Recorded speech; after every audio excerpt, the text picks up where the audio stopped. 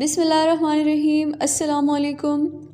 آج ہم اسم معرفہ کی تیسری اور چوتھی قسم کو اکٹھا پڑھیں گے کیونکہ بہت آسان اور مختصر ہیں۔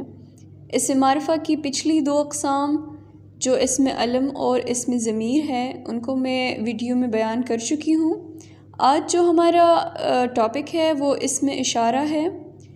اشارہ سے مراد ہے آنکھ یا ہاتھ یا انگلی وغیرہ کی حرکت سے، جنبش سے کسی شخص یا کسی چیز کو دکھانے یا بتانے کا عمل۔ یہاں پہ اسم اشارہ سے مراد ہے چونکہ اسم میں کسی شخص، چیز یا جگہ کے نام کے بارے میں بتایا جاتا ہے، تو اسم اشارہ سے مراد ہے وہ اسم جو کسی شخص، جگہ یا چیز کی طرف اشارہ کرے، اسے ہم کہتے ہیں اسم اشارہ۔ جیسے میں کہتی ہوں یہ پانی کم ہے، وہ گھر میرا ہے، اس شخص کے بال سفید ہیں، یہ چینل نیا ہے، وغیرہ وغیرہ۔ چونکہ اس میں یہ جو یہ لفظ، وہ، اس، یعنی جن جن الفاظ کے ذریعے میں نے کسی شخص، چیز یا جگہ کی طرف اشارہ کیا ہے، یہ سارے اسم اشارہ ہیں۔ اس کے ساتھ ہی آپ نے یہ ذہن میں رکھنا ہے کہ جس چیز، جس شخص یا جس جگہ کی طرف اشارہ ہو اس کو مشار الیہ کہتے ہیں۔ جیسے مثال میں نے کہا وہ گھر میرا ہے، تو گھر کی طرف اشارہ تھا، وہ لفظ جو ہے یہ اسم اشارہ ہے، گھر کی طرف اشارہ تھا تو گھر یہاں پہ مشار الیہ ہے۔ اب آتے ہیں اسم اشارہ کی جو اقسام ہیں۔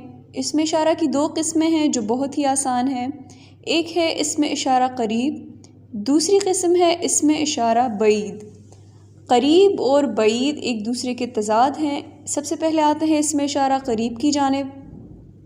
قریب، قرب، قربت، تقریباً، اس طرح کے الفاظ ہم نے سنے ہیں، ہم استعمال کرتے ہیں، یعنی نزدیک، پاس، ساتھ جو چیز ہو، شخص ہو، کوئی جگہ ہو، اس کے لیے ہم قریب لفظ استعمال کرتے ہیں۔ ایک شعر ہے، تم مخاطب بھی ہو، قریب بھی ہو، تم کو دیکھیں کہ تم سے بات کریں۔ یہاں پہ بھی قریب کا لفظ استعمال ہوا ہے۔ یہاں پہ قریب کی بات ہو رہی ہے تو کسی چیز کی طرف بھی اشارہ ہو سکتا ہے، کسی جگہ، کسی شخص، لیکن شرط یہ ہے کہ وہ قریب ہو، پاس ہو، نزدیک ہو۔ یعنی اگر میں کہوں یہ علیزے کی تصویر ہے، ایک تصویر اگر ہوگی میرے پاس اور میں اس کی طرف اشارہ کر کے کہتی ہوں تو یہ اشارہ قریب ہے۔ میں کہتی ہوں اس قلم کی نوک خراب ہے، کوئی قلم ہے میرے ہاتھ میں جس کی نوک خراب ہے اور اس کی طرف میں اشارہ کر کے وہ اس کا تذکرہ کرتی ہوں تو یہ اسم اشارہ قریب ہے۔ یعنی اس میں جو یہ اس لفظ ہے یہ اسم اشارہ ہے، جس کی طرف، جس کے بارے میں بات کی گئی ہے وہ مشار الیہ ہے، لیکن یہ جو ہے اسم اشارہ کی پہلی قسم یعنی اسم اشارہ قریب ہے۔ ایک اگلی مثال ہے، ان بچوں نے کھانا کھایا۔ اب ان بچوں نے تو کسی پاس بیٹھے بچوں کا ذکر ہو رہا ہے کہ ان بچوں نے کھانا کھایا، تو یہاں پہ ان لفظ، اس یا یہ لفظ جو ہے یہ تینوں الفاظ اسم اشارہ قریب ہیں۔ اب آتے ہیں بعید کی جانب۔ تو جیسے میں نے پہلے ہی ذکر کیا کہ قریب کا تضاد جو ہے، الٹ جو ہے، اپوزٹ جسے کہتے ہیں، وہ بعید ہے، مطلب کہ دور۔ جیسے ہم کہتے ہیں بعید از نظر یا بعید النظر کہتے ہیں، مطلب کہ نظر سے دور۔ تو ایسا شخص، ایسی چیز یا ایسی جگہ جو پاس نہ ہو، دور ہو، اس کے لیے جو الفاظ استعمال کیے جائے وہاں اشارے کے لیے، مطلب ان چیزوں یا شخص یا جگہ کی طرف اشارہ کرنے کے لیے جو الفاظ استعمال کیے جائیں اس کو کہتے ہیں اسم اشارہ بعید۔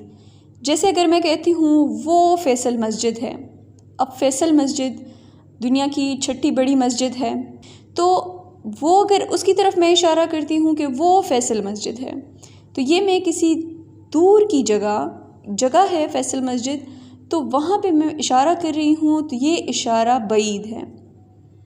یا اگر یوں ہو کہ وہ پہاڑ ہیں دور سے نظر آنے والے، تو اس کے لیے جو میں یہ وہ لفظ استعمال کر رہی ہوں یہ ہے اشارہ بعید، لیکن ذکر میں کر رہی ہوں پہاڑ کا تو پہاڑ مشار الیہ ہے۔ اگلی مثال ہے، وہ کون آ رہا ہے۔ جیسے کوئی آ رہا ہے لیکن دور ہے، اندازہ نہیں ہے، معلوم نہیں ہے کہ کون آ رہا ہے، تو کسی دور کھڑے یا آتے ہوئے شخص کی طرف اشارہ ہے تو یہ بھی اسم اشارہ بعید ہے۔ تو اسم اشارہ بہت ہی آسان ہے۔ اسم معرفہ کی یہ تیسری قسم ہے۔ پھر آگے اسم اشارہ کی 2 قسمیں ہیں، اسم اشارہ قریب، اسم اشارہ بعید۔ اسم معرفہ کی جو آخری قسم ہے اسم موصول۔ موصول کا مطلب ہے ملنا، جیسے ہم کہتے ہیں موصول ہونا، وصول کرنا، اس طرح کے الفاظ استعمال کرتے ہیں۔ تو یہ وہ اسم ہے کہ جب تک اس کے ساتھ کوئی دوسرا جملہ نہ ملایا جائے تب تک اس کے پورے معنی سمجھ نہیں آتے۔ جیسے اگر اس کے آگے میں مثالیں پیش کروں گی، لیکن اس کے ساتھ کوئی دوسرا فقرہ لازماً لگایا جاتا ہے بات کو مکمل کرنے کے لیے۔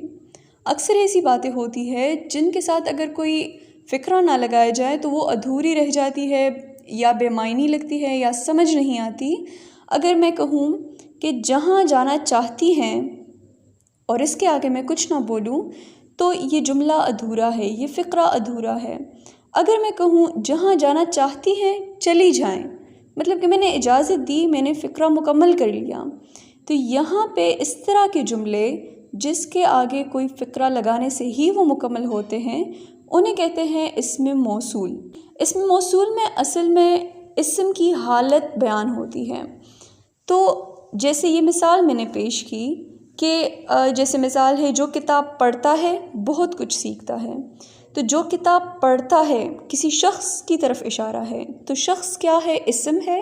اس کی حالت بیان ہوئی ہے کہ جو کتاب پڑھتا ہے، یعنی اگر وہ پڑھے گا اس اسم کی حالت بیان ہوئی ہے۔ آگے پھر اس کا جواب ہے کہ پھر نتیجہ کیا ہوگا اس کا؟ بہت کچھ سیکھتا ہے۔ جو کتاب پڑھتا ہے بہت کچھ سیکھتا ہے۔ تو اس میں اسم موصول میں ہمارے پاس 3 حصے ہوتے ہیں اس کے۔ پہلے حصے کو ہم جملے کے پہلا جو حصہ ہوتا ہے، پہلا جو حرف لفظ ہوتا ہے وہ اسم موصول ہوتا ہے، جیسے جو، جہاں، جیسا، جون سا، کئی، یا اس طرح کے جو الفاظ ہوتے ہیں، تو یہ اسم موصول ہے۔ پھر آگے جس میں اسم کی حالت بیان ہو وہ ہے، اس کو کہتے ہیں صلہ، اس حصے کو کہتے ہیں صلہ۔ اور پھر جب دوسرا فقرہ اس جملے کو مکمل کرنے کے لیے استعمال ہوتا ہے اس کو کہتے ہیں جواب صلہ، کیونکہ اگر جواب صلہ ہم نہیں لگائیں گے تو جملہ ادھورا رہے گا، سمجھ میں نہیں آئے گا۔ اگلی مثال ہے جون سے کپڑے پسند آئیں پہن لینا۔ اب جون سے لفظ جو ہے یہ اسم موصول ہے، کپڑے پسند آئیں، اب کپڑوں کا تذکرہ ہے، ایک چیز ہے کپڑے، لباس، اس کا ذکر ہے کہ کپڑے اگر پسند آئیں مطلب اس کی حالت بیان ہوئی ہے، پہن لینا، آخر میں یہ فقرہ جو ہے یہ اس جملے کو مکمل کر رہا ہے۔ تو جو یہ پہلا لفظ ہے یہ اسم موصول، کپڑے پسند آئیں وہ حالت بیان ہو رہی ہے، یہ ہے صلہ، اور پہن لینا جواب صلہ، کیونکہ یہ جو ہے ہمارا پورا جملہ مکمل کر رہا ہے۔ تو اس طرح کے بہت جملے ہوتے ہیں جن کے ساتھ کوئی اور فقرہ اگر لگایا جائے تو تب ہی مکمل ہوتے ہیں۔ تو امید ہے آپ کو سمجھ آ گئی ہوگی۔ اگلی ویڈیو میں انشاءاللہ میں ایک اور ٹاپک کے ساتھ حاضر ہوں گی۔ اللہ حافظ۔